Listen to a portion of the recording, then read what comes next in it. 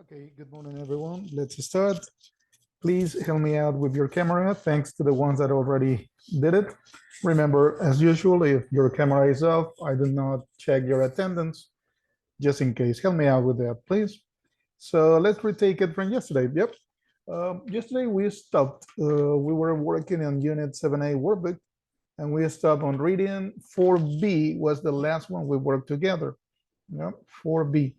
So let's start on 4D today. Let me register that. So we start in 4D.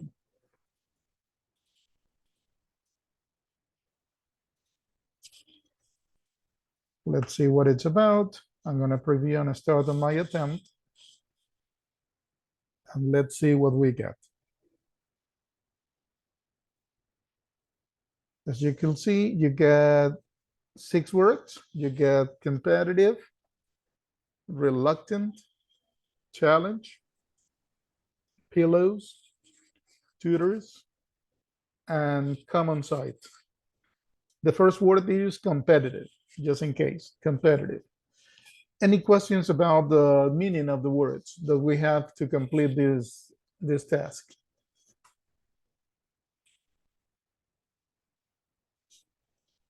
So clear? Okay, so let's see. Number one, let's do it together. Number one, it's a real space for teachers to get all their students to pass their exams. Which one sounds good for that space?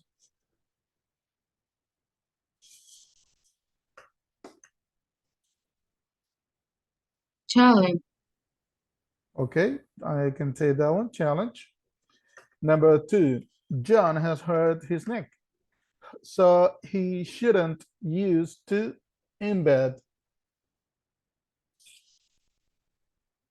So he shouldn't use to in bed. Pillows. Good, thank you so much. There you go. And let's do one more together. Number three, it's very to get into some universities, you need high marks. It's very to get into some universities, you need high marks.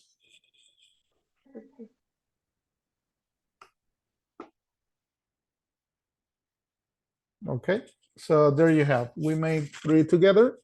The other 3 are for you. Right now, it starts your 10 minutes. Yep, number 1, challenge. Number 2, pillows. Number 3, competitive. Let's start on this one. Let's complete this one. We got 10 minutes.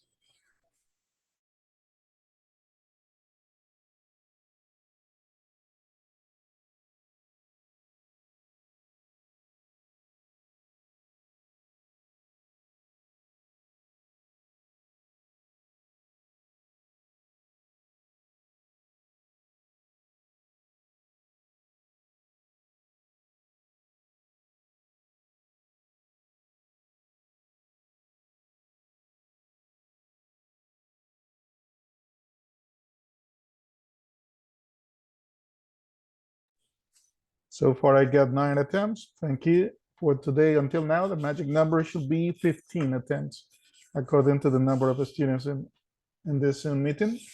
So help me out with that. Yep, take advantage of the class time so you can work on your activities. Thank you to the ones, a couple already finished. Great. We are waiting, or we have 10 minutes for the activity.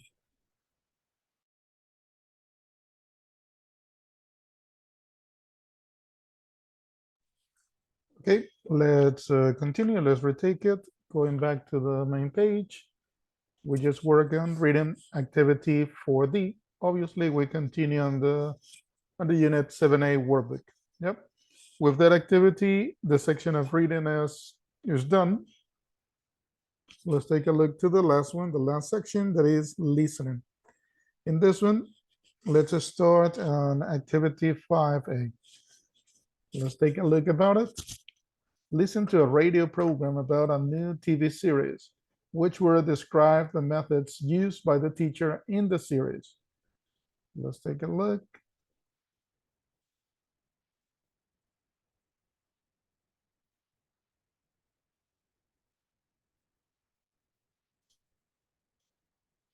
Let's listen to the track one time and then we answer. Well, we can listen a couple of times, depends on it. Now, the question is, which word describes the methods used by the teacher in the series? And the options that you're going to have is unusual, traditional, or old-fashioned. Let's listen to the track.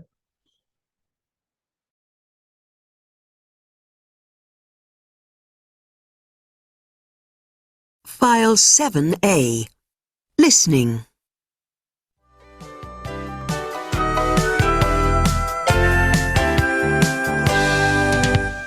And now on to last night's TV. The highlight for me was a new series on Channel 4 called The Unteachables. It's a kind of reality show that aims to find out if it's really true that there are pupils who cannot be taught. Last night we were introduced to the pupils. There are 16 of them altogether, and they're all 14 years old. They've all been expelled from schools at least once, and their teachers think they're impossible to teach. Watching the pupils on last night's programme, it isn't hard to see why. We see the group during their introductory weekend at the study camp, when they meet each other for the first time. At one point, one of the boys warns that he might set fire to the building. You couldn't imagine how their teacher was going to teach them. And that's where 40-year-old Philip Beadle comes in. Beadle used to be a rock musician, but he gave up music at the age of 32 to become a teacher. Since then, he has had a very successful career in education. His greatest achievement was when he worked at a school in the centre of London, where there were a lot of problems. He worked really hard, and he got the best English results that the school had ever seen. All of his class passed their exam, half of them with top marks. But let me get back to the programme. In Beadle's first class, he manages to help the pupils learn to trust him by playing a game with the children. In the game, Beadle and the pupils point at each other and say an insult. This might not seem very educational, but Beadle had the attention of all the pupils, and everybody was taking part. And that was the aim of the game. You might think that Beadle's teaching methods are quite unusual, and you'd be right. At one point on last night's programme, he took the pupils to the countryside. They found a field with cows in it, and he made them read poems and plays by Shakespeare to the cows. Remember that these are children who refuse to read in front of other people in a classroom. In another scene, they are in a different field, learning about punctuation. Beadle teaches this by moving about the class and shouting the names of the types of punctuation. The pupils learn by copying him, and it looks like great fun.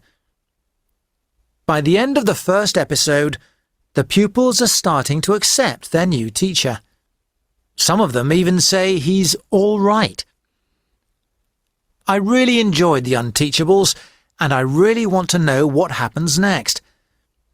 If, like me, you are fascinated by the experiment, you'll watch the next episode at the same time next Wednesday. Personally, I can't wait.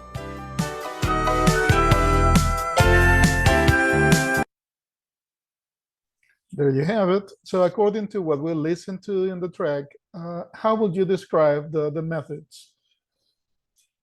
Which one would you select? They are traditional, they are old-fashioned, or they are unusual?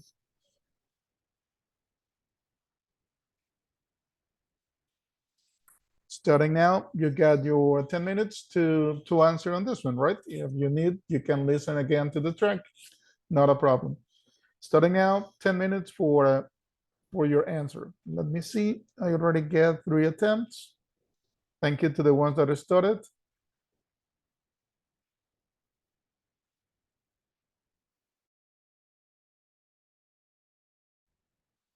Okay, let's continue. Thank you for your time. Let's see what else we have. Yep, we just worked on activity 5A. So let's finish this unit with activity 5B. Listen to a radio program about a new TV series and correct the mistakes. I preview on my quiz. I started my attempt. There you have the track. And what we have is that you have some words in bold. For example, in sentence number 2, you're gonna find 16. That is the one that we are going to correct. Okay, so let's listen to the track and let's find out.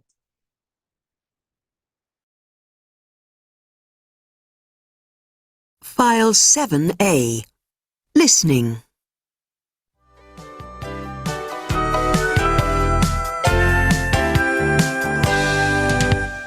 And now on to last night's TV. The highlight for me was a new series on Channel 4 called The Unteachables.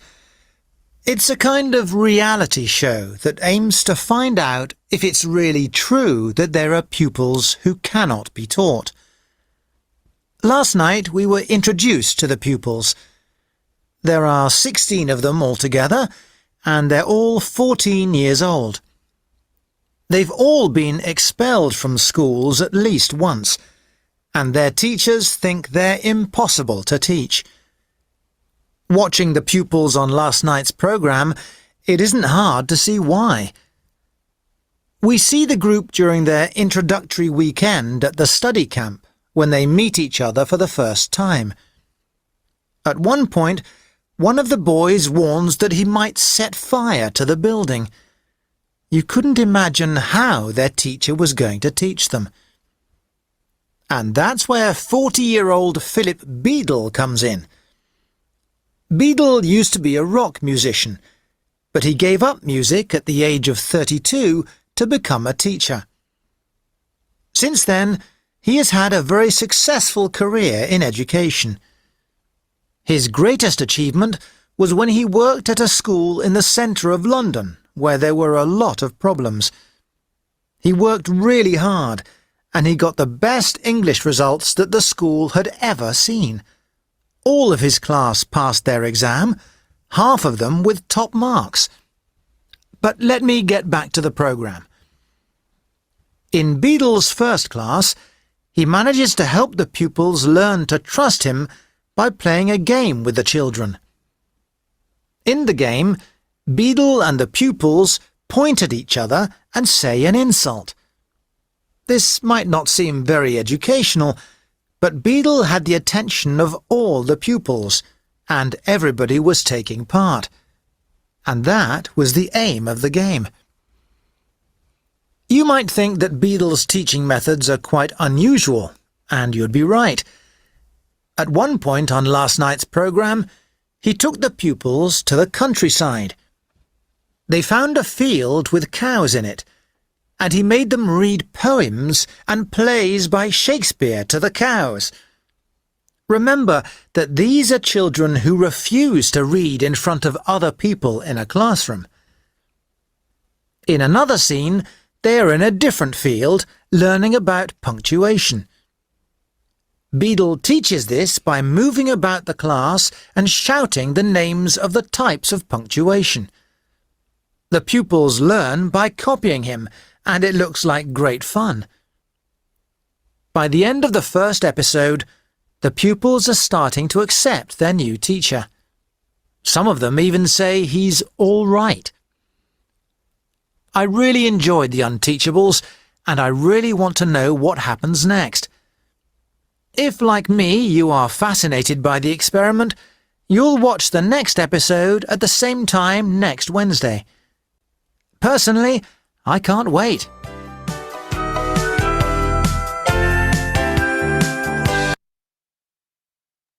Okay, starting now, you got your 10 minutes. Let's start with your attempts, please.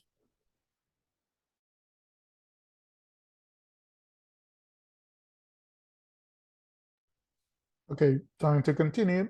If we go back to the main page with this activity we just worked on, listening, yes, 5B, we finished our unit 7A workbook. So we can start on 7B. This new unit, 7B, we're gonna find the following content. Let me show to you in the format of the book. So in grammar, we're gonna have the second conditional. We just covered the first conditional in our prior unit, 7A. So actually it helps us out to continue the format of the second conditional forms. Then in vocabulary, it's gonna be related to houses. And in pronunciation, they refer to the different stress. For us in Spanish is like accent, yes, but for them it's like a stress. What it means, like when you're talking normally, if you pay attention when we're using Spanish, not all the words that we use in a sentence, they have the same intonation, they have the same stress. So that's what they refer to in here. Let's begin a little with the grammar. Yep. In the grammar part, the second conditional, we're gonna find it out. Let me show to you on the page.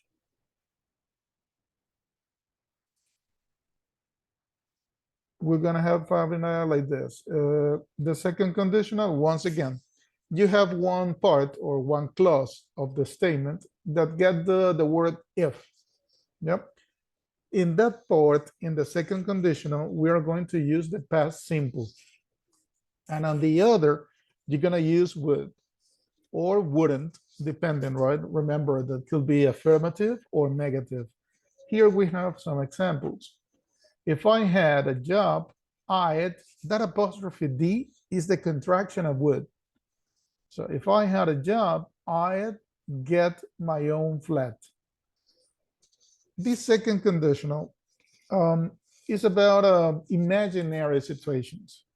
So every time that you want to talk, you want to express an idea that is hypothetical, that is imaginary, this is the conditional you're gonna use. Remember that the first conditional actually is for a result, future result, obviously. This one is imaginary. So this person in the first sentence, if I had a job, I'll get my own flat. The reality is that this person does not have a job. Yeah. So that's why, obviously, right? If I had a job, I will get my own flat. Flat is the British word for department, yeah, for your apartment. The next one, if David spoke good English, he could get a job in that new hotel. In this case, David, the reality is that he does not have good English. He doesn't speak good English. So that's why the situation is imaginary. I will get on better with my parents if I didn't live with them. I would get on better. Get on better, llevarse mejor. Yep. I will get on better with my parents if I didn't live with them. Take a look that in this one, the beginning is different. In the first two sentences, we began with if. But remember that in the conditionals, you can actually switch. Yep. The places of the clauses or the parts. So I wouldn't do that job unless they paid me a really good salary. Pay attention to the two parts of the conditional. In one, you're gonna use past simple. On the other, you're gonna use would. Yep. Number two, if your sister were here, she'd know what to do. She'd. Yep. Apostrophe D. She'd know what to do. If it was warmer, we could have a swim. Number three, if I were you, I'd buy a new computer. Remember that apostrophe D is the contraction for would. Yeah, that is super, like the shortest contraction ever. Apostrophe D, would. Then they give to you some instructions and recommendations. The first one that we already mentioned it. We use the second conditional to talk about hypothetical, imaginary, present, or future situations and its consequence. If I had a job, I don't have a job. So you imagine, right? If I had a job. So remember, this conditional, the second conditional, you're gonna use it when you want to express that imaginary, you're thinking, right? You're projecting for the future. In the present, it's not happening, okay? We use past simple after if and would or wouldn't plus infinitive in the other clause. The tenses that we need to remember for the second conditional.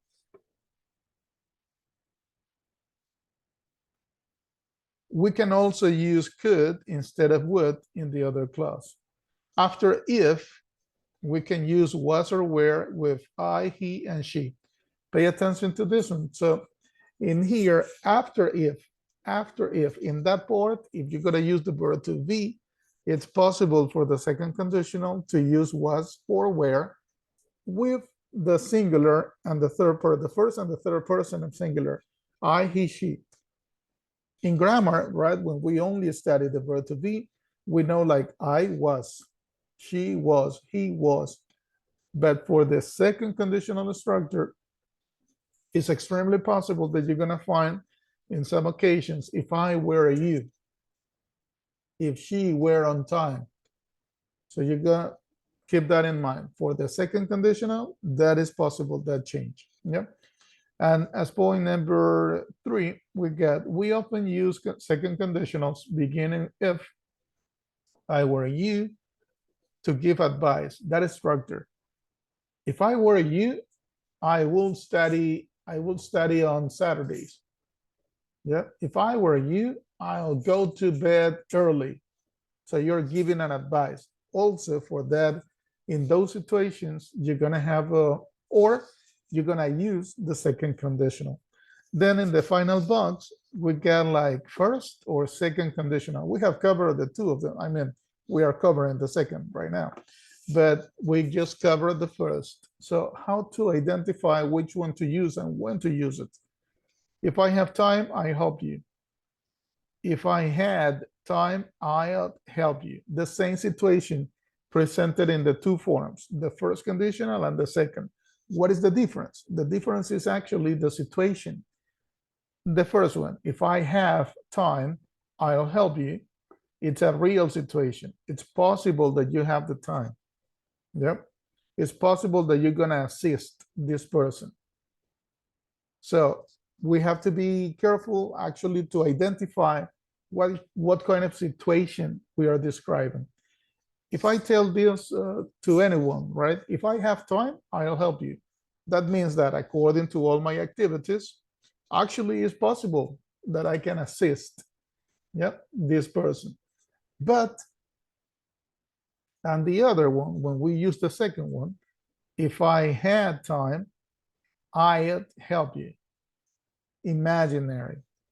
I don't actually have time. I don't have free time. So I'm not gonna be able. I'm just expressing that if something is different, obviously I will do it. But there is no other chance. It's just imaginary, hypothetical. The first one actually is gonna happen. Yep. So once again, the difference between the first and second conditional when to use it is the kind of situation that you want to describe. Yep. If you want to describe a possibility, a real situation, first. Hypothetical, imaginary, that could happen, the second condition. With this introduction, we can get to our platform, and obviously we're gonna start on it. Yep. So let's see. The first section is gonna be obviously grammar. And on the platform, you're gonna find, or you're gonna see the following, right? This one, this activity, number 1, this box that you see in here, work with a partner, describe the two photos, then answer the questions. Which of the two houses would you prefer to live in? Why? Who do you live with? Do you get on well? Do you argue about anything or what? it refers to the following.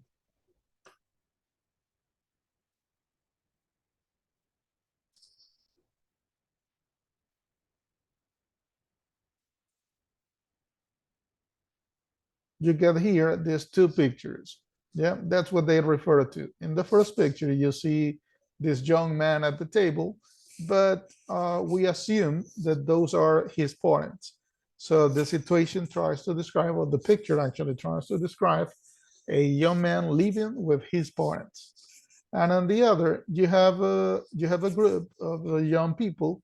So it's like they are sharing that space, right? They are sharing that apartment, that house. So which situation is better for you? That's what it refers to in the box that you see here. Yep, just in case. But let's start with the activity. Let's go on 1B. Read the article. How many of the people would like to leave home? The article that they refer to, yeah, is about this situation. Like more and more young people in their 20s all over the world are living with their parents because it is too expensive for them to rent or buy a place of their own. Are you living at home? Are you happy with it? Post a comment and this hashtag. Yep. So they refer to these situations. And also here you have the comments regarding that situation. So we are talking about that. Two options: living with parents or living by your own. Yep. In here, I suppose that most of you are still living with your parents, or anyone here is living by your own. You obviously, all of you look extremely young. So the assumption is like, okay, most of the class living with their parents, but the comments are here. The first comment is, if I had the money, I will move out. Yep. They are highlighting the parts where they are using the second conditional. Okay. If I had the money, I will move out immediately. All I want is somewhere that's my own, where I can do what I want, where I can have my own furniture and pictures, where no one can tell me what to do. If it was my place, I'll be happy.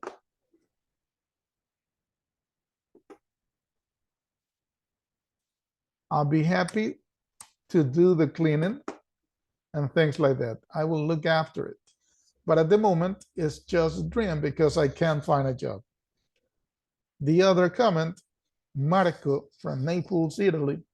I'm perfectly happy living at home. If I live on my own, I have to pay rent, do the housework, and the cooking. Here, my mother does my washing, she cleans my room, and of course, she cooks, and her food is wonderful. I have a nice room. I have my computer where I can watch TV. Why would I want to leave? Even if I could afford it, I wouldn't move out, not until I get married. So you see, with Marco, we have the opposite, right? He's describing all the benefits of living with his parents, with his mother helping in everything. And then you have Andrea, Melbourne, Australia. It isn't that my parents aren't good to me, they are. If they weren't, I wouldn't live with them. But I just don't feel independent. I'm 29, but I sometimes worry that if I come back very late after a night out, I'll find them still awake, waiting up for me. It's never happened, but it still makes me want to move out. And finally, you have Carlos, Valencia, Spain. I'd love to move out. I get on well with my parents, but I think I get on with them even better if I didn't live at home. My mother drives me mad. It isn't her fault, but she does. And I'd really like to have a dog, but my mother is allergic to them. So here you have the comments to the article, yeah, to a little question or describing a situation where basically to live or not to live with your parents. Yep. So you have seen the two sides. Yep. Two opinions. In what sense? Okay, it's good to live with your parents. You don't pay rent. Well, in one case, the mother actually is doing all the activities, right? Taking care, cleaning. The other is like you want to be independent. You don't want to have problems with your parents. You want to get on. Yeah, llevarse, yeah, get on with your parents. So those are the two situations described. Let's take a look at the activity. We're going to start with 1B.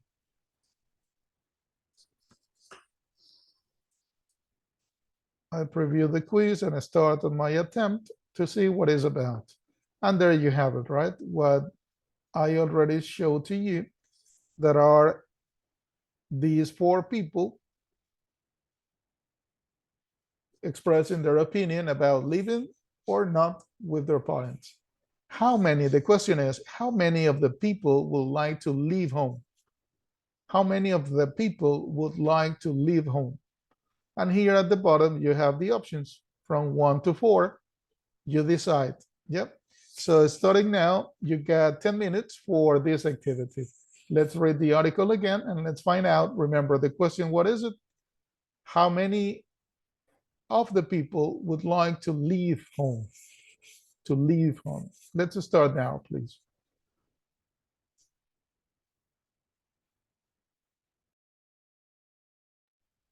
Okay, we can continue going back to the main page of our platform. We started just on 7B. So let's continue. Next one is 1C. Read the article, who. So the article, I'm pretty sure is the same. Just let me preview and start on my attempt to take a look at it. Yeah, we have the same information, but now you're having the following questions or situations. Number 1 is not happy living at home because of family conflict.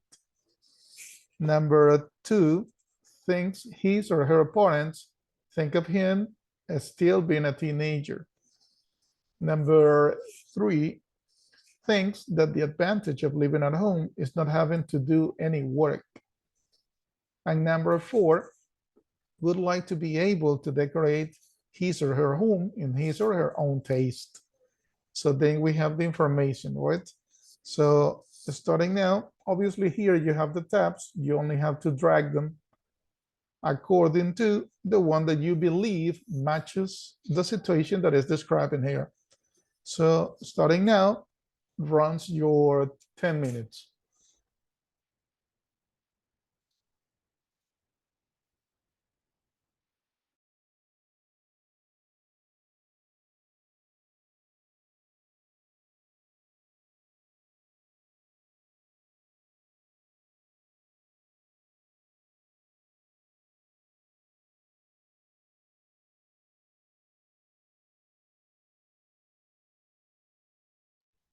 Okay, we can continue.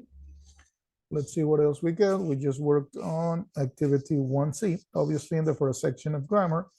Let's take a look at 1B. Look at the article and answer the questions. Let's see what it's about. If it refers to the same article we have worked the last 2 activities. Yep. So you know the information already. You have read it a couple of times. There are 4 opinions. And what we have, you have this ones. What tense is the other verb? The phrases referred to. In the highlighted phrases, what tense is the verb after if? So obviously in here you have the questions related to the parts that are highlighted. The parts that are highlighted are the examples of the second conditional. Yep. For Vivian, for example, you have, if I had the money, I would move out. If it was my place, I'd be happy to do the cleaning. For Marco, we get, if I lived on my own, I have to pay rent. If I could afford it, I wouldn't move out. Andrea, if they weren't, I wouldn't live with them.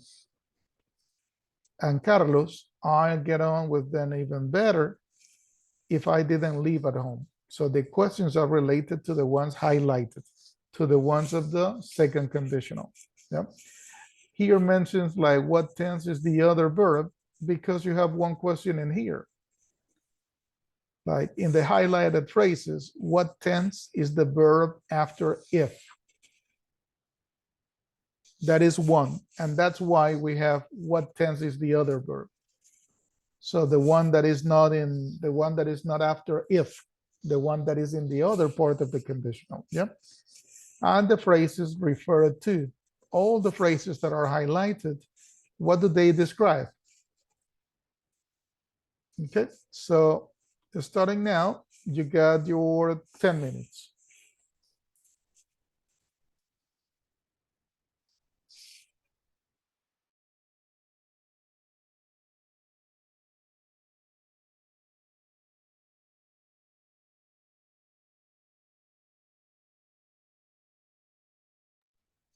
Okay, we can continue.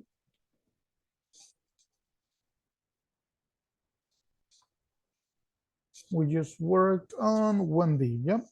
There you have the screen capture of what I showed to you, the one that we started with, actually, the units, the explanation of the grammar, the examples, when to use it, and also the comparison with the first conditional, trying to understand that when is it correct that you use the structure of the first conditional or the second one. In general terms, just trying to revise it, is that the first conditional when the situation is real, and the second conditional when it's imaginary. Yeah. So also depends what you want to express, right? So I will help you. That means that it's not possible for me. Yeah, I will help you. You're saying that actually is going to happen. So careful on that when you decide which one is good for it. Just let's continue, and then you're going to have the grammar bank 1B. Grammar bank 1B. First or second conditional complete with the correct form of the verb. Let's find it out. What is it? As usual, I start on my attempt to see it. Now, how I'm going to find it out, or how you decide if it's first or second, actually depends what gives you the statement or the part that is complete of the sentence. An example, number one, my kids, a space, earlier, if they didn't. Here you have simple past. When you use simple past for the second conditional. Yep. So what you complete with?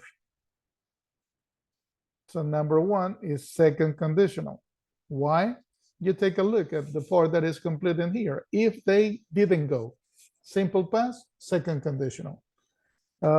Here, number two, what do you say? Is first or second conditional? Number two. For you, sentence number two, what is it? First or second conditional? First. Why? First condition. Because you go is a present simple.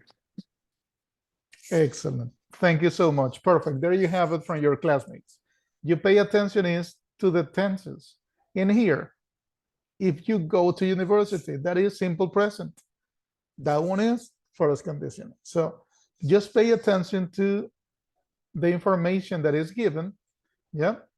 And then you're going to decide first or second conditional. But what happens in number four? Number four for you is first or second?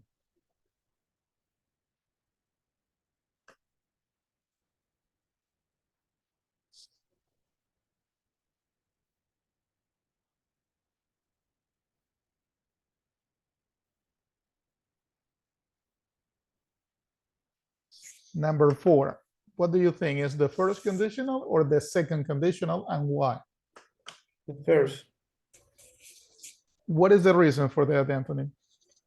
Because in the sentence say if you make is a present simple. Okay. that is number 3, right? Exactly, if you make. Mhm. So there you have it for number 3. Anthony gave you the hint here. If you make, present simple. Another form to identify, maybe it's this one also in number 4. Will. Will is for the first conditional. Yep. In number 5, you have wouldn't. Would or wouldn't is for the second conditional. So in that way, from the structure, from the tenses that they are using, I identify. Yep. So let's start now your 10 minutes. Yep. Let's complete the sentences.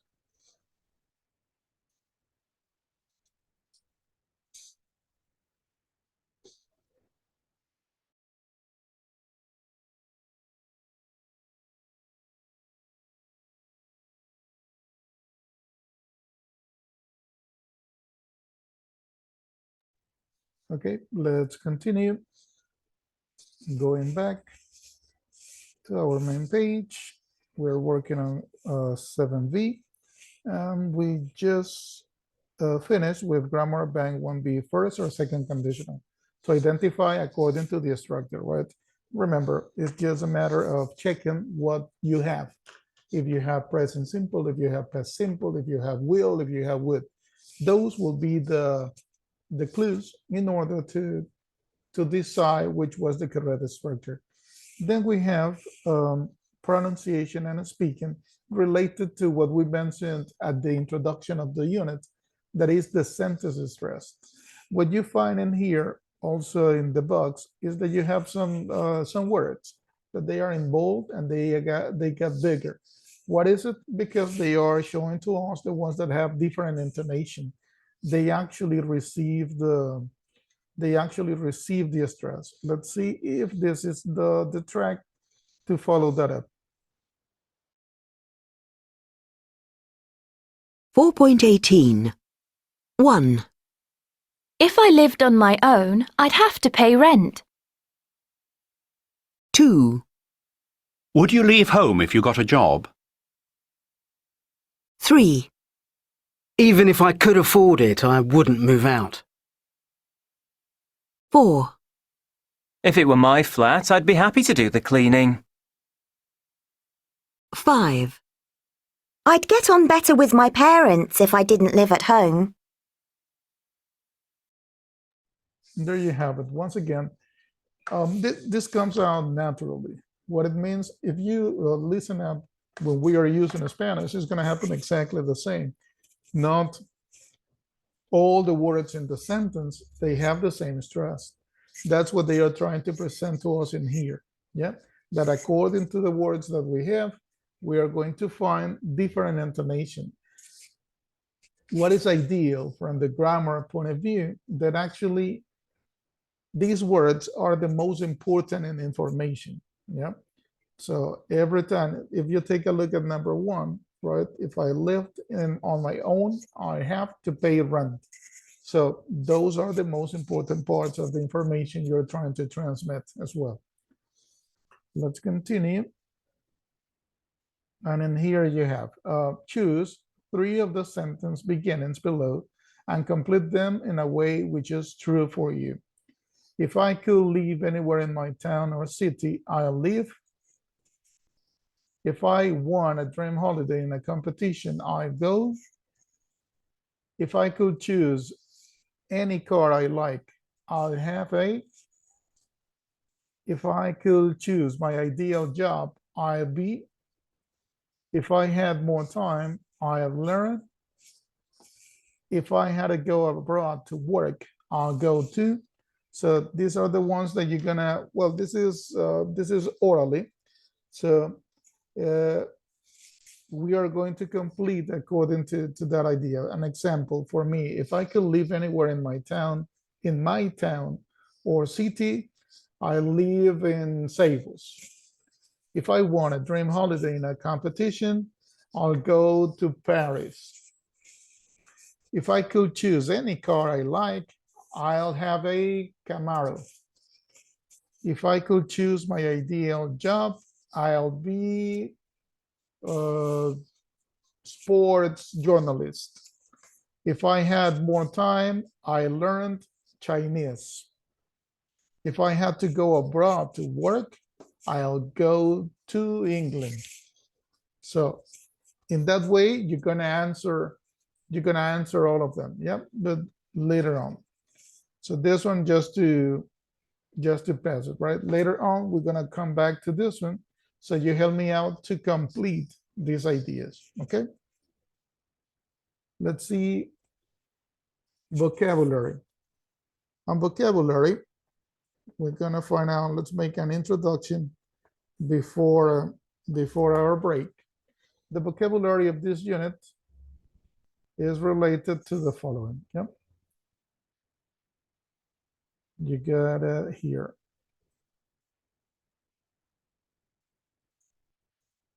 The vocabulary, of course, is related to houses, right? So the prepositions that they're gonna refer to, we're gonna get like in, at, on, according to the places where people live. That's what they refer to. Now here they have to the right, you have this box to make a difference in between what? These two concepts, which is it, the suburbs is a residential area outside of the center of a large city. In most of the countries. Now, what is it? If you say it in Spanish and in the context of Ecuador, if you say like vivo en un suburbio, you think it's not a good area. But in other countries in general, the concept of suburb is actually a residential area. What is the only condition? That is out of the center. So you get the cities, and as the cities become bigger, and bigger, obviously the people start living outside of the center. So the concept of suburb is that one. Yep. The other word that they are presenting in here is the outskirts. The outskirts, the area around a city, which is the furthest from the center. Yep. So you have the center, you have the suburb, and you have the outskirts. So it depends how distant this area is from the center. Okay.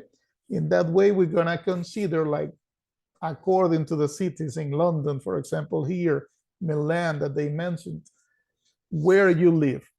So according to the location of your house, you're gonna say, it's possible that you say, I live in the suburbs of London. I live in the outskirts, right? I live on the outskirts of Milan. So, but it's only a matter of the distance from the center of the city. As we continue here on house vocabulary, they also gonna present to us the parts of a house or a block of flats. Remember, the flat is the British word for apartment, okay? And the words that you have in here: balcony, basement, entrance, ground floor, and top floor. You get balcony, basement, entrance, ground floor, and top floor. The flat. When they mention a house, you get it in this way. Chimney, gate, path, roof, steps, terrace, patio, and wall. Yeah, patio or patio. If it's American, the T, as you know, sounds a little softer, like R. So patio, if you're in the British pronunciation, the T, as we have it in the Spanish. But if it's American, gonna sound like patio. So these are the vocabulary related to a flat or a house, some parts, right, of these two places. Then we're gonna have a description. Actually, this one is gonna be an instruction for a video if we have time today. That depends on how we advance on the activities. Okay, that is the vocabulary they refer to. Once again, in the first part, we're gonna be like the prepositions in or on. They are using those two options. So what it sounds good, like I live in the outskirts or I live on the outskirts. I live in a village or I live on a village. I live in the East Coast or I live on the East Coast. Okay, all that we're gonna retake it once we are coming back from our break. Remember, we got 15 minutes starting now. You can turn off your cameras, you can walk a little, get some snack, and we are coming back in 15.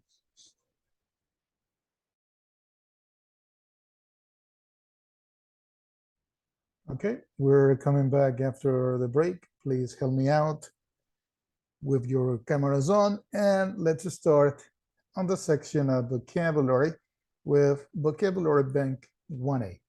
Yep, let me write it down as usual to keep the track of our progress. So we get vocabulary bank 1A.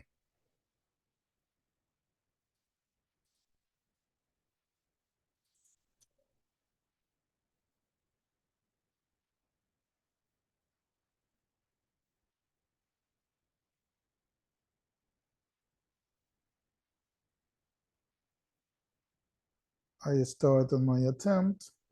Let me see it.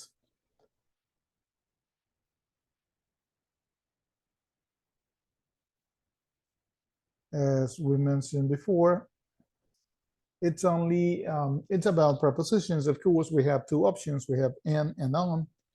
So let's see. Remember that normally in and on, it's according to the surface, to the area. Yep. So let's find it out. I live in the country or I live on the country. So that's the one that you decide. You're just gonna drag. Yep. Oh, sorry. Let me like that. If I decided for that one. Yep. So only drag the correct option that you consider goes in each one of the spaces here. So let's start, shall we? Starting now, you got your 10 minutes. We are working on the activity vocabulary bank 1A.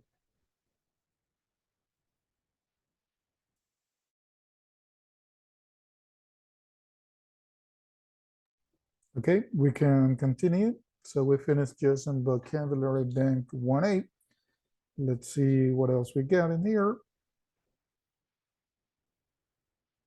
Vocabulary bank 2A. Match the words and the pictures. So let me write it down. And I open my attempt just to take a look at the activity. I preview on it. And here you have it. Yep. You have two images. The first one is a flat, a building, a flat, right, like a condo. And the other is a house. And the parts that you have for the flat is a balcony, basement, entrance, ground floor, and top floor. And for the house, the parts are chimney, gate, path, roof, steps, terrace or patio, and wall. Obviously here you get the numbers from 1 to 7 that you can use obviously for the two parts. Yep. So an example in the first picture, which is number 1? What part of the building of the building of flats is pointed out number 1? Top floor. Thank you. So I drag it to top floor. And in the house, number 1, which one would you select? Chimney. Chimney. Thank you. There you have chimney. Like that, yep. So you use the same, obviously the numbers that you got here, you can use it for both. That's why you got from 1 to 7. According to, from the building of flats, we need from 1 to 5. But for the house, we need from 1 to 7, okay? Right now, start your 10 minutes for this activity.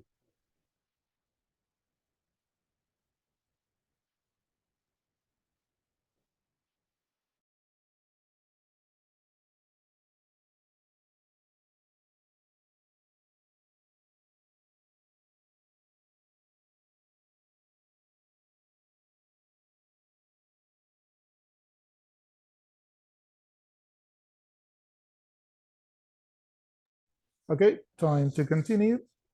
Let's see what else we got.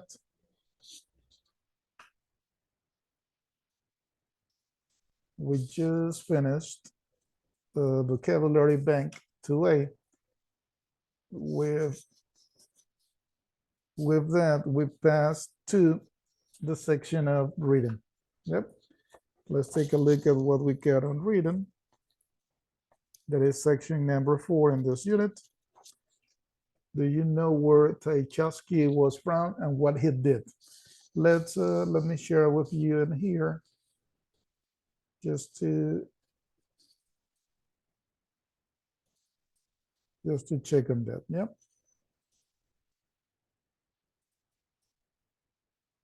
We just work on vocabulary, and here you have what we're gonna refer to in this part of reading is related to the following. You're gonna have an exercise regarding to the 3 pictures that we have here, 1, 2, and 3, and also we're gonna talk about Tchaikovsky house. Yep. We're gonna have this text that you find in here. Let's go through it before we get into the activity. Tchaikovsky's house. In 1885, Tchaikovsky grew to the front. These days I dream of settling in a village not far from Moscow, where I can feel at home. First, he rented a small house in the village of Maidanovo, but Maidanovo was too full of tourists in the summer, and Tchaikovsky had too many visitors, when what he wanted was peace and quiet. Eventually, he found a perfect house in the small town of Klin. It was 85 kilometers northwest of Moscow, and he lived there until his death on 6 November 1893. It is the place where he wrote his last major work, his 6th symphony, or the Pathetique, as it is sometimes called. It's a green wooden house with a green roof. Tchaikovsky's servant Alexei lived on the ground floor, and the kitchen and dining room were on the first floor. Tchaikovsky himself lived on the second floor. The sitting room and a study, where his piano is located, is the largest room in the house, and there is a fireplace and a bookcase with his music books. His writing desk, where he wrote letters every morning after breakfast, is at the end of the room. But the place where he composed music was in his bedroom, on a plain, unpainted table overlooking the garden. In his final years, Tchaikovsky's great love was his garden. It was not a tidy English-style garden, but more like a forest. He adored flowers, particularly lilies of the valley. And after his death, his brother Modest, who had decided to turn the house into a museum, planted thousands of lilies of the valley around the garden. In 1917, after the Bolshevik Revolution, an anarchist named Doroshenko lived there with his family. People say that he fired shots at the portrait of Pope Innocent hanging in one of the bedrooms. He was finally arrested in April, and the house became the property of the state. Since 1958, the winners of the annual International Tchaikovsky competition have all been invited to come to Klin to play his piano. And there is a tradition that each musician plants a tree in his garden in the hope that, like his music, it will remain beautiful forever. So this is what refers to the section of reading. Once again, here you have obviously a portrait or pictures of his house. Yeah. also the part of the studio. And here, well, they make a combination with the bedroom and the piano. And here, that is the raw table, but like they describe it, wooden table, where actually he makes part or the most important of his compositions. Okay, with that introduction, now we can see what we got on reading. So I click on 4B. I preview on my attempt. And what we have is just to match. What we're gonna match, you have the 3 pictures and you have 3 descriptions. The place where he composed, the place where he wrote letters, and his favorite place. Yep. So 1, 2, or 3. The place where he composed, the place where he wrote letters, and his favorite place. Okay. Starting now, you got your 10 minutes to make your selection.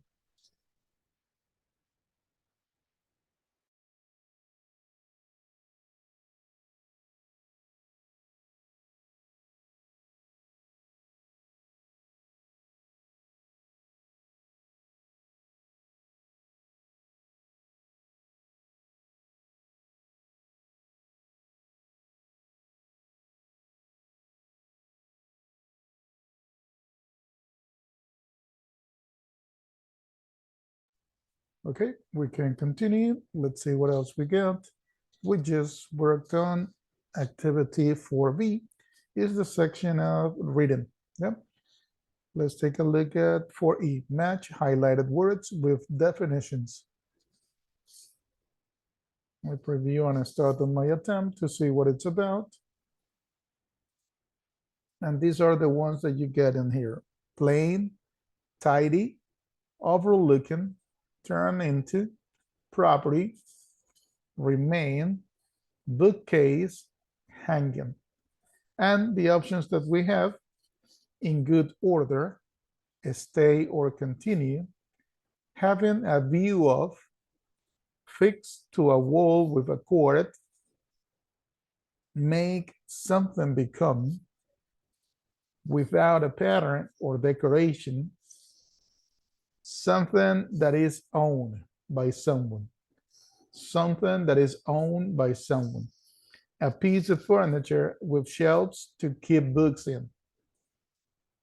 Here you have the definitions, the description, and comes to this one, right? Plain, tidy, overlooking, turn into, property, remain, bookcase, and hanging. Questions about the words, please, that we're gonna use for this vocabulary activity.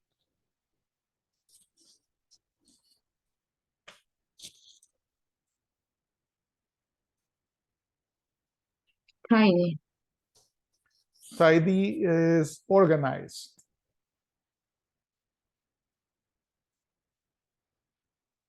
When something is in order, organized in the right place, is tidy. An example, my room, my bedroom is tidy. It's a lie, but as an example, the bedroom is organized, the bedroom is clean, everything in the right spot. So there you go with tidy. Any other question about the words that you're gonna use?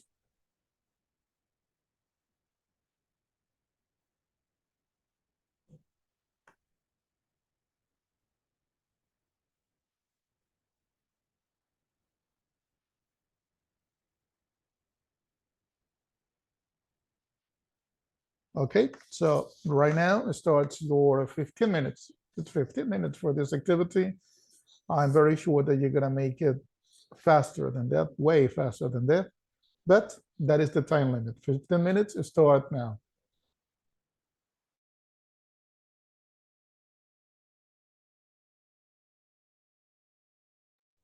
Okay, time to continue. Let's see what else we got. Going back to the main page of our platform.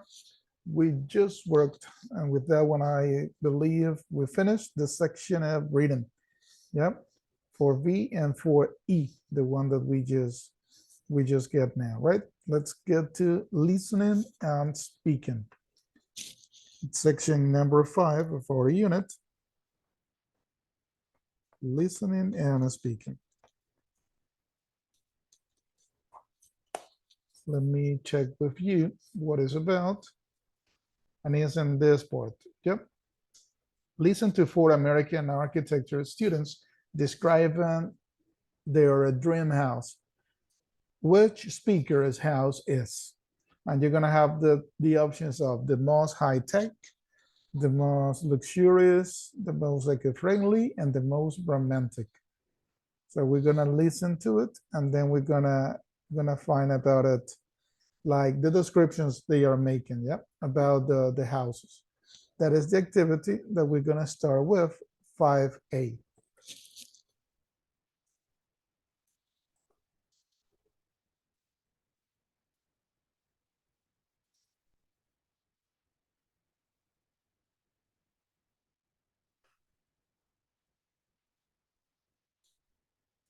Let's listen to the track.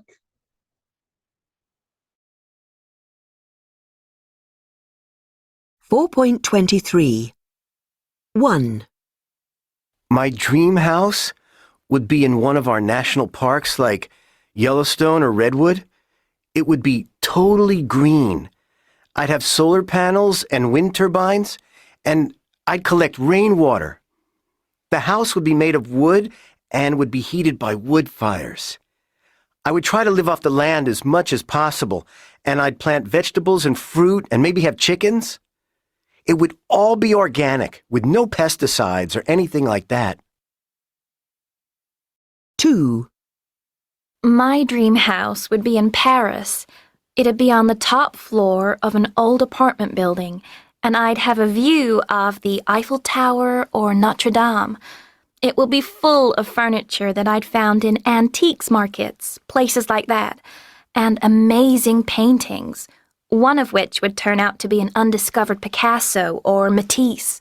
There would be a beautiful old dining table and chairs for candlelit dinners. Then all I'd need would be the right person to share it with. 3. My dream house would be a flat in Soho in New York. It wouldn't be too big. It'd just have a couple of bedrooms and a huge living room with a home cinema. It would be very modern and incredibly practical, with things like automatic temperature control, a kitchen with all the latest gadgets, if possible, a stove that would produce amazing meals on its own. I'm a lazy kind of guy. 4. If I had to choose where to live, I'd choose Hawaii. So my dream house would be made of glass, with the most amazing view of the beach from every room in the house. And it'd have indoor and outdoor pools. And maybe a tennis court. I'm quite sporty. It would also have a big indoor aquarium. There's something so peaceful about looking at fish. And fabulous bathrooms, of course.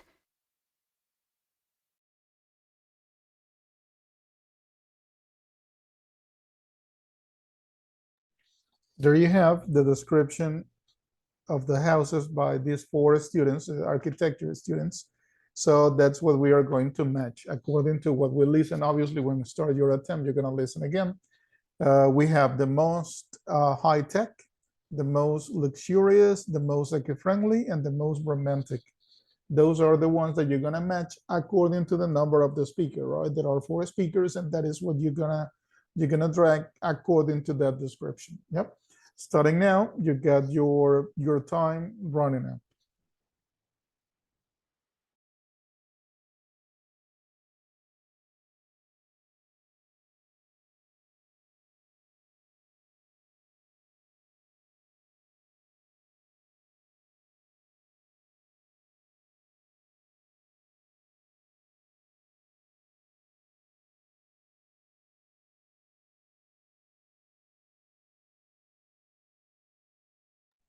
Okay, time to move on. Let's see what else we got.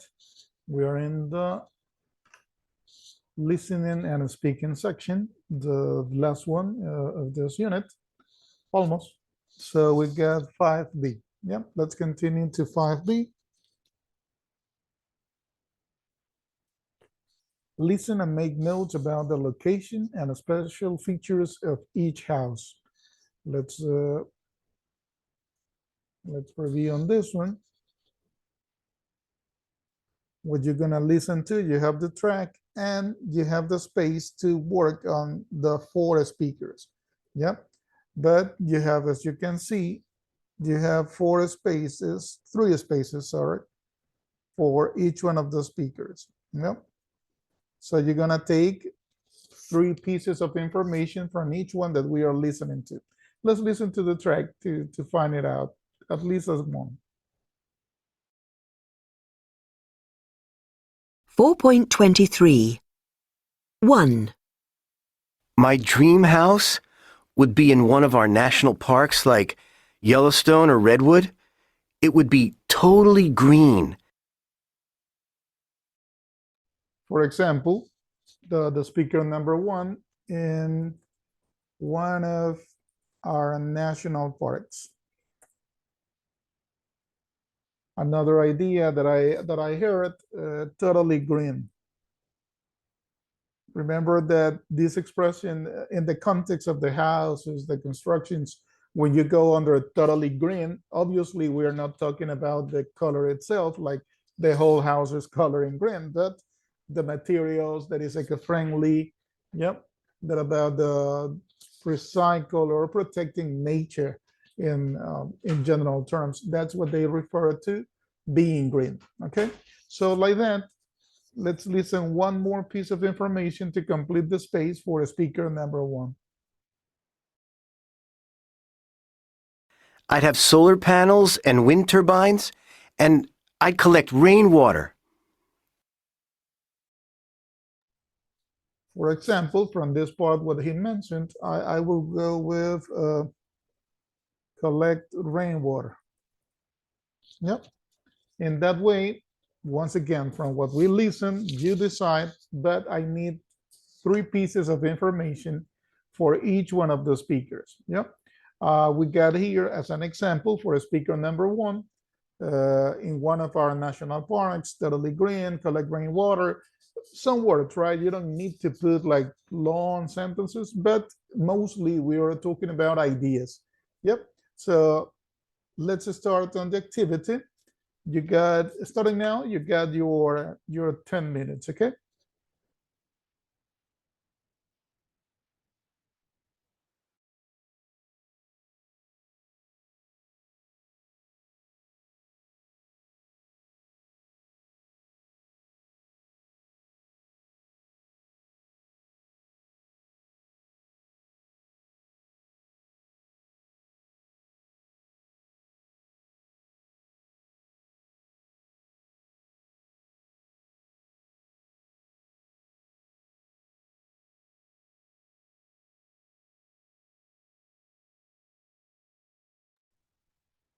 Okay, let's go back to the main page. We just worked on 5B, that is this section, right? Listening and speaking, 5B. Yep. And we get to the final section of this unit, that is writing. And the activity is describing a house or flat. Write a description of your house or flat for a house rental website. Yep. So let's take a look at here. First, let's take a look at the activity in here. Yep. Right, and describing a house or flat, the description, right? But they give us, they're gonna give us some example. Let's take a look. Let's see.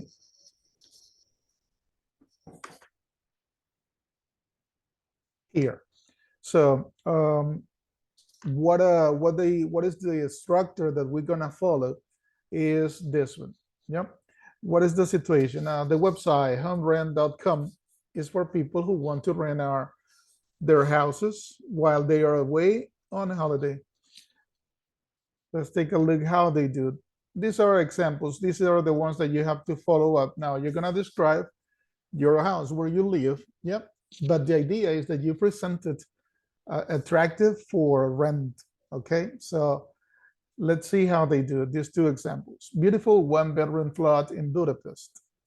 The flat is perfectly situated in the heart of Budapest 5th district.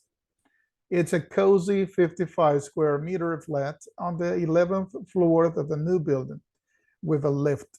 Lift is the British word for elevator. Yep, lift.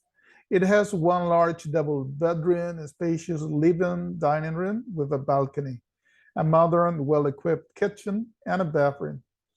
There is a spectacular view of the Danube from the windows. The living room has a big table, which is ideal for having a meal with friends, and there is also a large TV. The flat has wooden floors, cable television, and Wi-Fi internet. The 5th district is a lively neighborhood in central Budapest, with plenty of shops and cafes.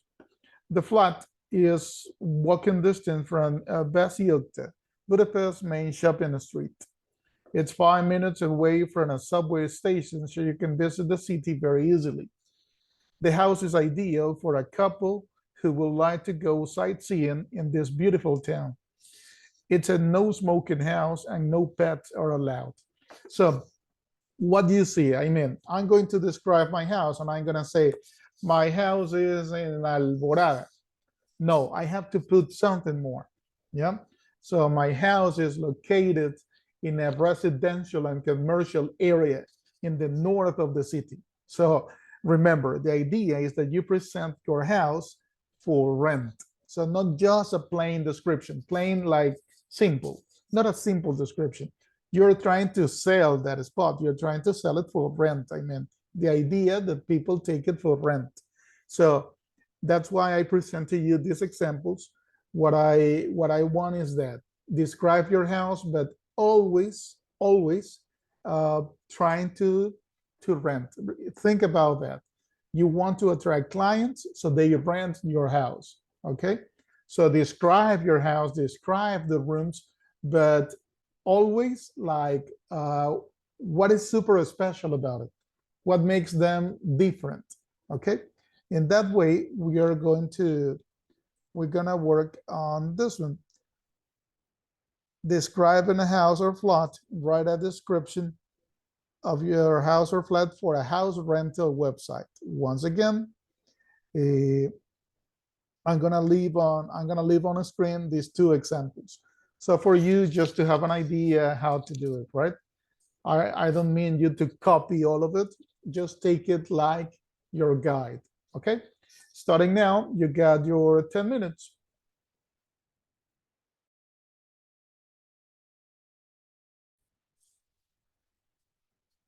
Okay, remember this is the last activity, the one that we are working on, describing a house or flat in unit 7B. With this one, we're gonna finish, that is writing. Obviously, remember I got a couple of deliveries, 3 actually so far. Thank you so much. I also want you to remember, please, to work on Altesia. Yeah. Remember that you need to complete 100% of your activities. Next class, we're gonna start with a follow-up. So we're gonna check how is your advance going, okay? I'm gonna stop sharing my screen for a minute. Remember, please, to work on Altesia. We're gonna start on that for the next class. Thank you so much for your time this weekend. Always take care, have a great week, and I'll see you next Saturday, guys. Take care. Thank you, teacher. Thank you, Teacher, teacher. I have a question. Thank Mister, you, mister. Mr. Ian bien, no sé si me podría revisar. Anthony, Sí. give me a second. You want me to confirm that your activity is here, right? Okay. So just a second.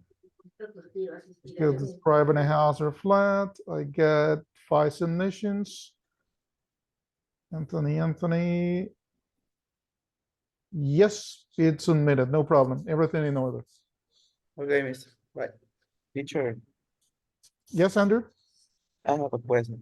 I made the activities that you asked me, but I want that you check one of these, the 5A or 6B unit. 6B, activity 5A. Yes. Perfect. Right. I just wrote it down and I'm gonna check it right now after this. Yeah, because I couldn't see the review and I don't know what's the answer.